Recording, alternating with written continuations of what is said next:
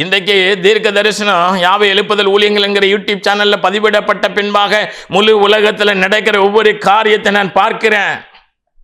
சபை பார்க்கிறது, என்னோட ஊழியத்தில் உள்ளவர்கள் பார்க்கிறாங்க. ஊழியக்காரர்களுடைய காரியங்கள் சொல்லப்பட்டது அத்தனையும் நான் பார்க்கிறேன். சபை பார்க்கிறது. தேவ பிள்ளைக, சபைய அன்னைக்கு யூதர்கள் அழிக்க ஆமான் எழுமுனா, இன்னைக்கு சபையை அழிக்க யார் எழும்பியிருக்கா அப்படின்னா, இந்த பாடகர்கள் நூதனமான ஒரு கள்ள உபதேச பக்க வழியாக பிரவேசித்து இன்றைக்கு சபையை அழித்து கொண்டிருக்கிறார்கள். அப்படின்னு நான் சொல்லல, பரலோகத்தின் தேவன் பலமுறை திட்டமாக பாடகர்களை கொண்டு நிறுத்தி இவர்கள் சபையை பாழாக்கி கொண்டிருக்கிறார்கள் என்கிற சத்தத்தை ஆண்டவர் இந்த வருட செப்டம்பர் அக்டோபரில் வரைக்கும் கொடுத்திருக்கிறாங்க. அதான் சொல்றேன்ல, பாட்டு பரவசப்படுத்தும், ஆனா கர்த்தருடைய வார்த்தை நம்மளை என்ன செய்யும்னா பரிசுத்தப்படுத்தும்.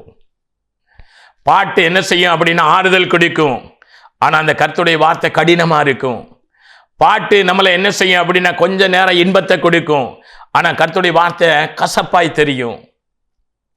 ஆனா பாட்டு நம்மளை பரலோகம் கொண்டு போகாது, ஆனா கர்த்தருடைய வார்த்தை நம்மளை பரலோகம் கொண்டு போய் சேர்க்கும்.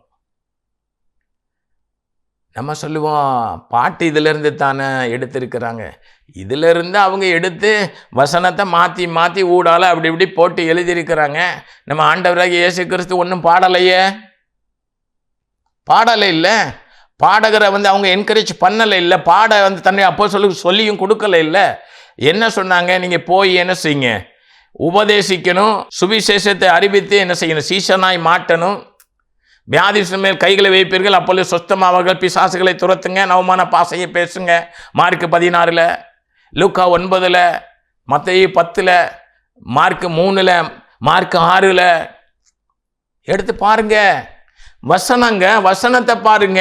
வசனத்துக்கு மாறா யாரு பேசினாலும் கலாத்தியர் 1 சொல்லப்பட்டது போல பரலோகத்திலிருந்து ஒரு தூதர் வந்தா கூட கேட்க கூடாது. கர்த்தருக்காக வாழுங்க. அன்னைக்கு யூதனை அழிக்க ஒரு ஆமான், இன்னைக்கு சபையை அழிக்க இந்த பாடகர் அப்படிங்கிறது பரலோக தேவனுடைய திட்டமான தீர்க்க தரிசனங்கள், வெளிப்பாடுகள். பல முறை, ஒரு நேரம் அல்ல.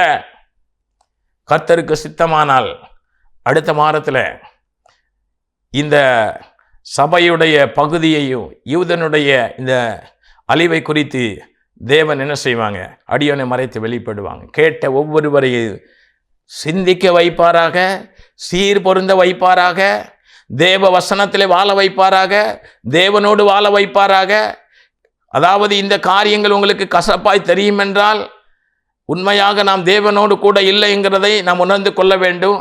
இது முழுக்க தேவ வசனமும் தேவனிடத்திலிருந்து பெற்ற தீர்க்க தரிசனமும். தீர்க்க தரிசனங்களை அற்பமாய் எண்ணாதிருங்கள்.